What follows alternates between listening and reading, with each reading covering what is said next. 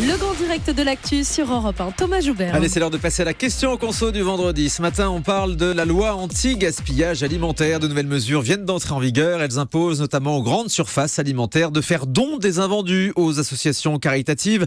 On va voir concrètement ce que ça change pour vous, consommateurs, avec notre avocat Roland Pérez. Roland Pérez, bonjour. Bonjour Thomas, bonjour Anissa. Bonjour Roland. Alors expliquez-nous, que dit concrètement cette nouvelle loi qui est entrée en vigueur là il y a quelques jours seulement?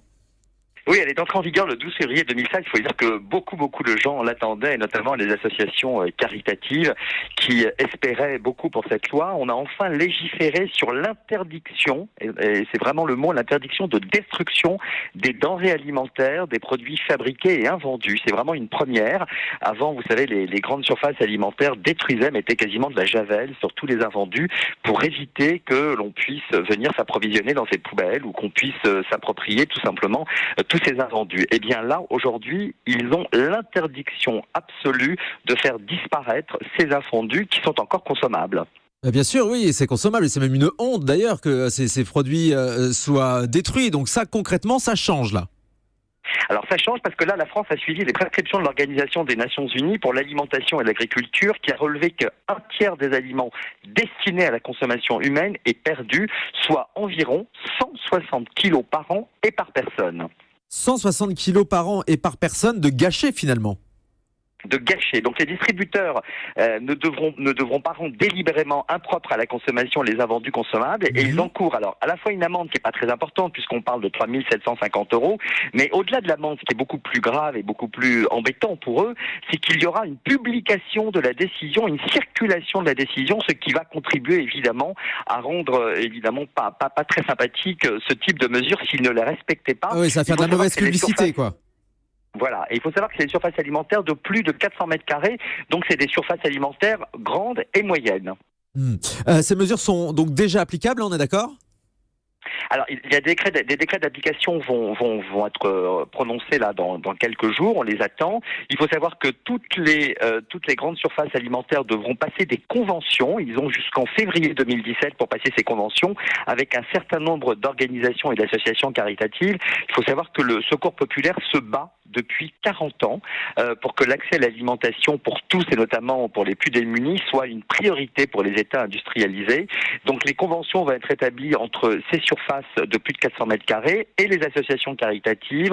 Alors on parle du Secours populaire évidemment, on parle des Restos du Cœur, on parle de la Croix-Rouge, des banques alimentaires et ces conventions vont être signées là prochainement. D'accord, donc ces associations vont pouvoir bénéficier du trop-plein des denrées alimentaires qui jusqu'à présent étaient gâchées par les grandes surfaces. C'est bien ça, j'ai bien compris.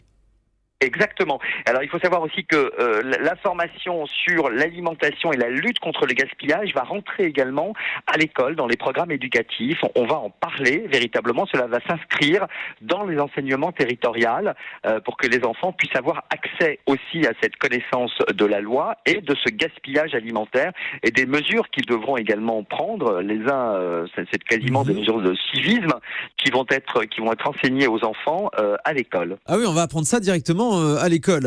Et du côté judiciaire, Roland Pérez, il y a une décision de la Cour de cassation qui n'est pas passée inaperçue en matière de gaspillage alimentaire récemment.